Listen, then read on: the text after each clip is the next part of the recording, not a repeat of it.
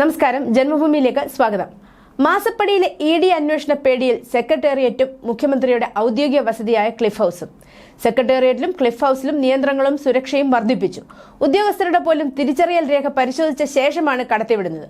വോട്ടെടുപ്പിന് മുമ്പേ ഇഡി മുഖ്യമന്ത്രിയുടെ മകൾ വീണയെ ചോദ്യം ചെയ്തേക്കുമെന്ന ഭീതിയിലാണ് നടപടി.